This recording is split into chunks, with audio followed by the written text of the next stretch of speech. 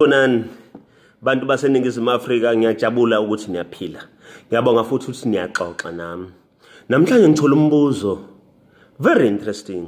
Uthi uma uyindoda enesithembu udlule emhlabeni, kungenzeka yini ukuthi umfowenu wakwenu endlini angene amakhosikazi akho lawo osuku nawo?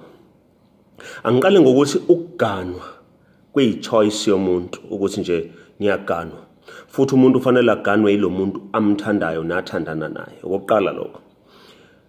Emandulo usiko lokungena noma ukungenwa lalunconywa lukhuthazwa kakhulu, ngoba kwakwenzela ukuthi mangabe wena ndoda ushona bese umfowenu akwazi ukunakekela izingane zakho, azigcine, aziphathe kahle.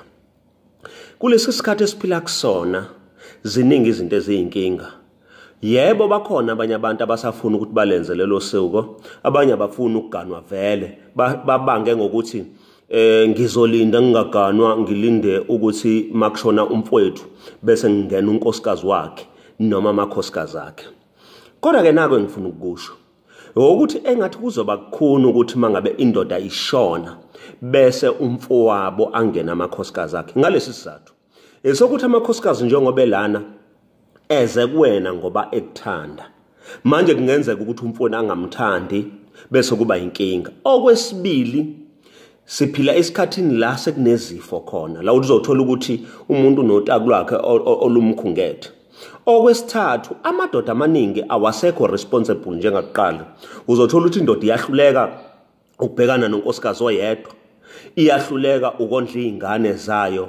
How much more ke mangabe umuntu esezothwala umthwalo noma esezothatha amakhosikazi amfowabo ngoba ethi ugcina usiko lokungena. Omunye umbuzo wokuthi wona amakhosikazi azokuvuma yini ukuthi angenwe umfowenu uma ngabe wona ungasekho emhlabeni. Kodwa lolo siko angiphiki ukuthi usiko lalenzelwa izathu ezinhle. Esinye salezo zathu esazenzelwa kona okwakwenzelwa ukuthi izingane zizozalwa zingazithuki zimbalabala kwingane yakasibanibani nengane yakasibanibani nengane yakasibanibani, ngoba lezi izingane mase kufanele zikhule zenzelwe usiko kwakugcina ngingazeki ukuthi izoyenzelwa luphi usiko. Ingakho kwakubalekile ukuthi kuqhubeke isibongo. Uzomangala ukuthi ngiphinde ngathola ukuthi nangokweBhayibheli ukungena unkosikazi kamfowenu ngeke uzukholwa ukuthi into ekhona. Okusempeleni iBhayibheli lize lidlulele lithi izingane ozizala kulowo nkosikazi, makuthi umfowenu bengenazo izingane noma ubenazo izingane, lezo zingane ngeke zize zibizwe ngokuthi ezakho.